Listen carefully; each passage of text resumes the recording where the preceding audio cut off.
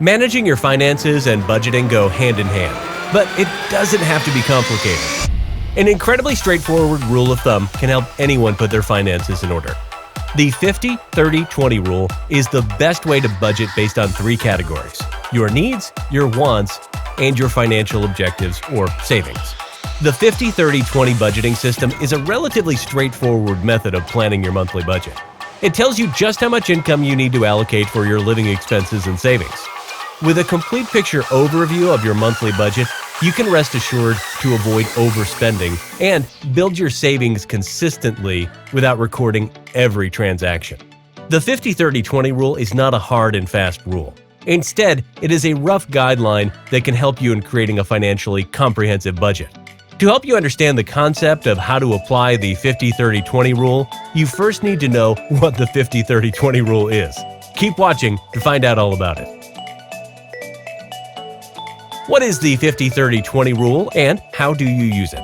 The popular 50-30-20 budgeting rule divides your monthly income into 3 primary categories of needs, wants, and savings or financial goals.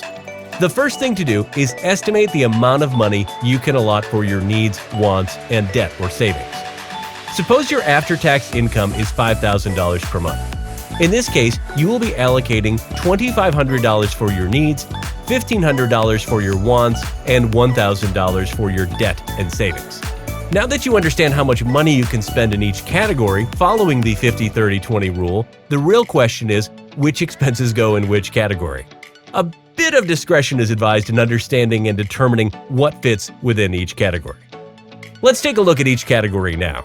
Monthly after-tax income.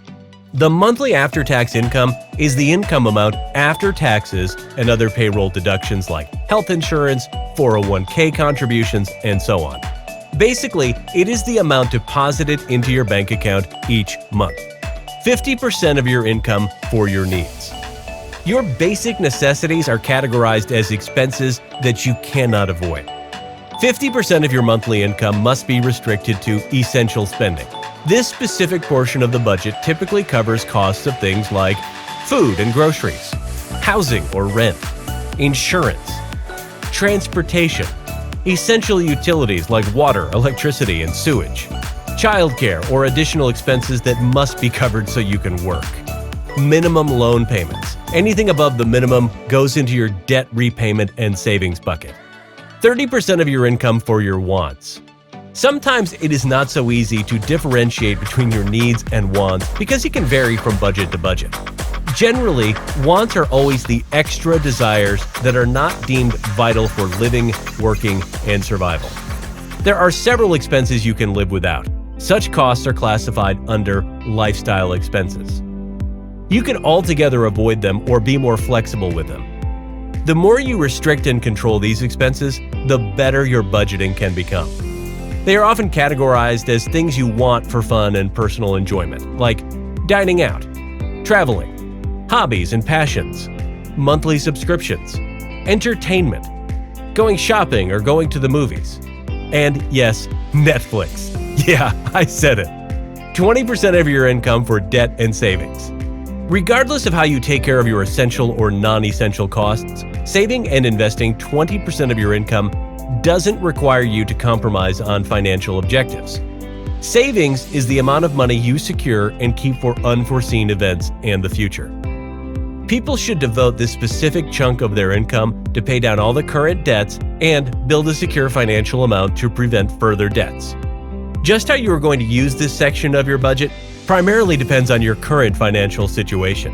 However, it is most likely going to include paying off all existing debts, starting and increasing your emergency fund, saving up for your retirement, investing in stocks, bonds, and other appreciable assets, saving for a house. Who can use the 50-30-20 budget? The 50-30-20 budget is excellent for people who lack the patience to keep track of their spending over a wide range of categories. This kind of budget only requires tracking and dividing your expenditures into your needs, wants, and debt or savings.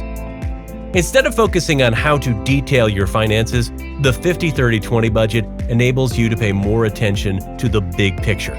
To understand the amount of money needed to allocate to each category, you only need to calculate your after-tax income. Is the 50-30-20 budget good for you?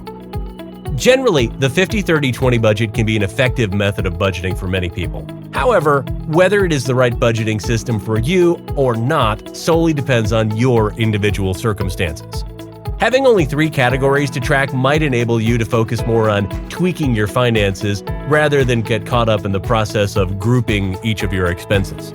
For some, the lack of this budgeting system structure tends to make it complicated to make their spending habits change for the better.